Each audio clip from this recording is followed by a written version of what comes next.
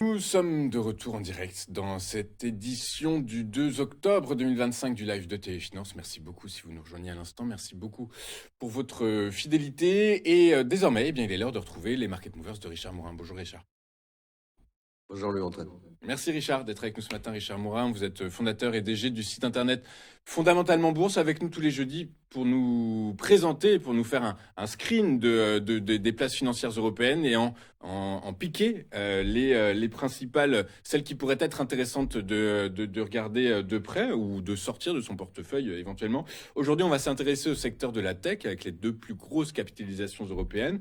Alors, écoutez, c'est difficile d'avoir un choix parce que globalement, elles se ressemblent énormément, ces deux valeurs que sont SAP et ASML. Donc, Richard, comment avez-vous procédé pour les distinguer et faire un choix?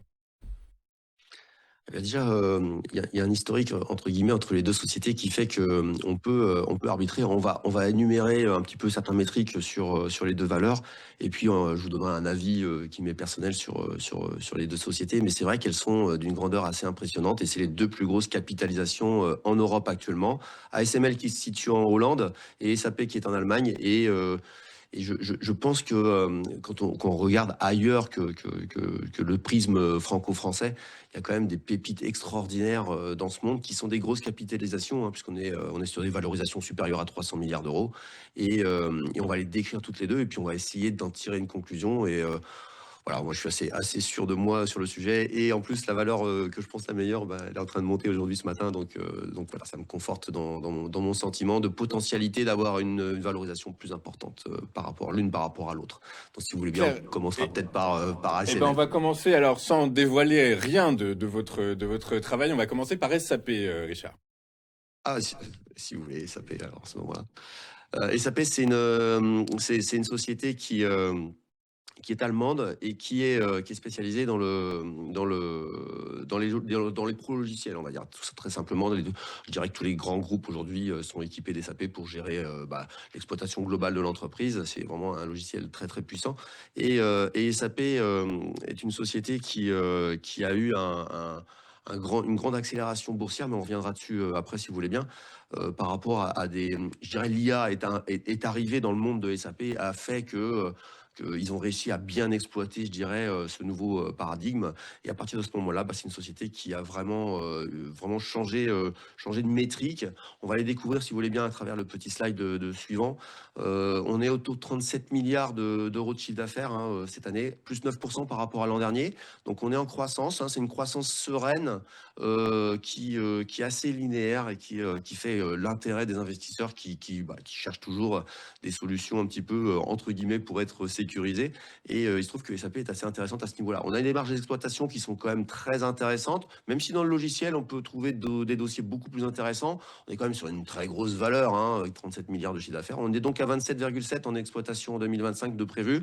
On vient de 23,9. On a une progression qui est quand même intéressante, ce qui fait que le résultat actuel qui est prévu pour 2025, on arrive sur la fin d'année, hein, ça va commencer à sentir des chiffres à peu près définitifs. On va faire 6,8 milliards de bénéfices, avec une progression, et là, regardez bien le chiffre, je ne me suis pas trompé, je n'ai pas ripé sur mon clavier, 118% de progression. On a plus que doublé le bénéfice sur 2025 par rapport à 2024. Et ce qui va être intéressant, c'est le PER. Le PER aujourd'hui sur SAP est à 33, ce qui est à peu près dans sa moyenne. C'est-à-dire qu'aujourd'hui, on a, et si on peut basculer sur le graphique de SAP, on a eu clairement une accélération phénoménale de la prévision de bénéfices de SAP que le marché a anticipé. Alors là, vous avez un graphique sur très longue période, hein, on vient de 25 euros. Alors, retenez bien, on vient de 25 euros en 2009, après la crise de 2009, et on est monté à 283. Donc, on a fait à peu près x10 sur cette période-ci. Et si on regarde l'autre petit graphique, on voit que sur la période depuis 2023, en 2 ans, on est passé de 82 euros, on est monté jusqu'à 283. Et maintenant, on est dans une phase de stabilisation. J'en parlais, on avait déjà parlé une fois, je vous disais, je trouvais que SAP était devenu assez cher et que ça mériterait de latéraliser. Bon, on est en train de l'avoir. C'est peut-être une forme de biseau qui est en train de se mettre en place entre les bornes de 200, 210 et 255. On verra bien si j'ai raison. Enfin, j'ai tracé les obliques qui permettent de voir un petit peu. Alors, ça fait qu'on a le DAX. Hein, on voyait avec Monsieur Seban tout à l'heure que ça avait latéralisé. Il y a SAP qui a beaucoup influencé ça. Et on se retrouve dans une situation où on a 228 € actuellement, avec une valorisation, je dirais, standard. Je pense que le gros de cette, évolution, des 118% de progression du bénéfice sur cette année, ça a besoin d'être digéré. On a fait un gros x3 là, entre le bas et le haut en 2 ans et je pense que c'est dans les cours. Je dirais pas qu'on est baissier, je dirais pas qu'on est haussier. On va être dans une phase d'observation, ce qu'on appelle des phases de distribution, à mon avis, sur le cours. Donc voilà, les traders vont s'amuser et les investisseurs, j'ai pas envie de leur dire, partez en courant. Il y a des progressions encore à attendre, mais je trouve que SAP a bien valorisé, cette énorme explosion de ses bénéfices sur 2025.